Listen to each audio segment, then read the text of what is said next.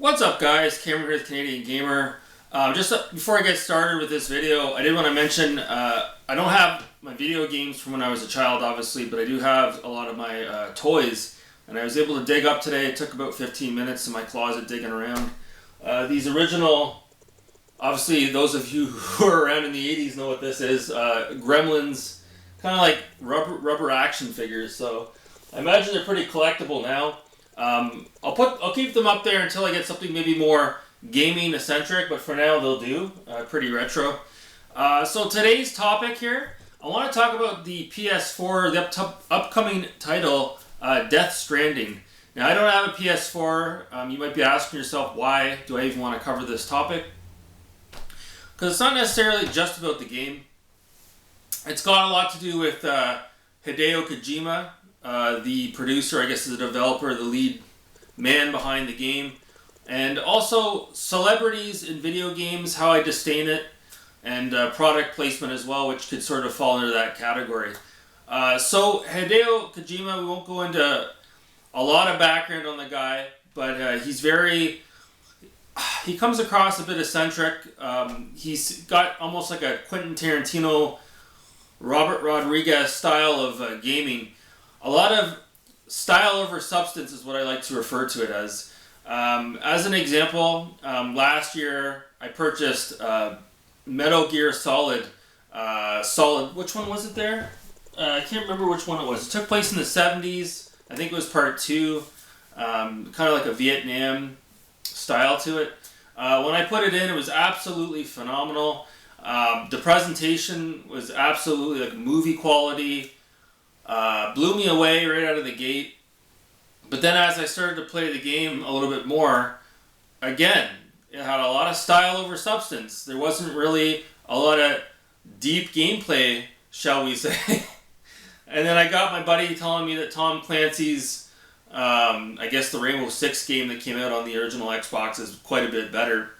So, but yeah, just a prime example. I haven't played a lot of Kojima's back catalog of games. Obviously these original games, the original Metal Gear on the NES, but a lot of his newer titles haven't really dipped my toe in the water, so to speak. Now fast forward to Death Stranding. I remember seeing this at an E3 about 2 or 3 years ago, and it looked really unique, but at the same time you couldn't really tell what it was about.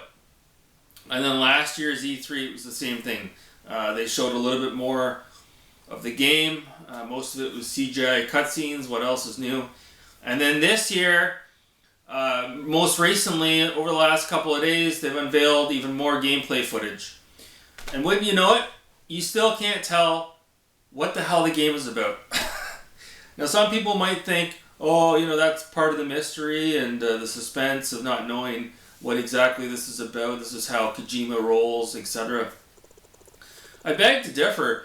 If you can't tell remotely what this game is about this far into it, and you're expecting people to plop down a full retail $79.99 Canadian for this game, I mean, it's a tad concerning. So that's one of my problems with the game. The main problem I have is Kojima, again, he's got one foot in the video game industry and the other foot, he almost thinks he's a movie director. He's recruited from, obviously, The Walking Dead fame, The Boondock Saints, along with a lot of other films as well. And he's also a model as well, so he's got a lot going for him. Obviously, Kojima picks this guy up and puts him right in there as the main character in Death Stranding. And one thing that really caught my eye, and I thought it was absolutely ridiculous, well, go ahead and take a look at this image.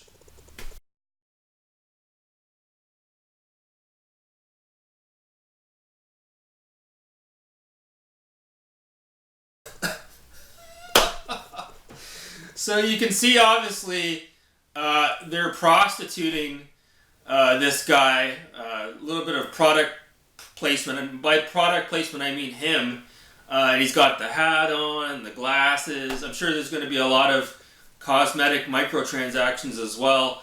It's just, I can't stand it when they take a celebrity and they put them right into the video game like that. It's like they're selling this game more on Norman Reedus than they are just the merits of the actual game.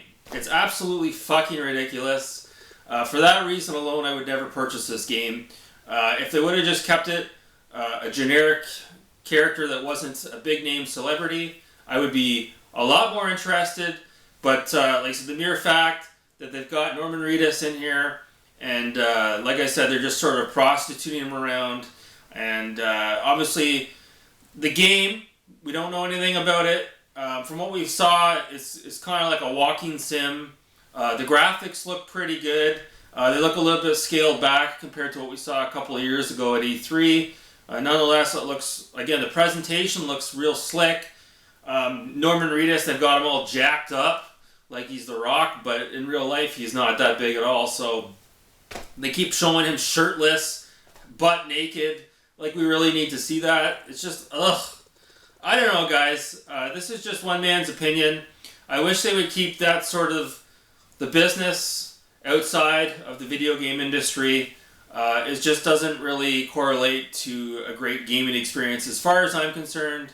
It just really leaves a salty taste in my mouth, because this game, every time you see it advertised, it's just Norman Reedus, Norman Reedus, Norman Reedus. And then you see this image on IGN, and he's got that glasses on, and he looks like he's a fucking hipster. I don't know. It just really doesn't do it for me. So let me know in the comments below, are you guys amped up for Death Stranding? Are you going to purchase this day one? Or do you feel the same as what I feel? There's too much focus on a big name actor. Kind of like how we saw Keanu Reeves in Cyberpunk 2077. Should they keep that side of the business, movie stars, out of the gaming industry? How do you feel about it? I'd love to know in the comments below. As always, guys, thanks so much for watching. Take care.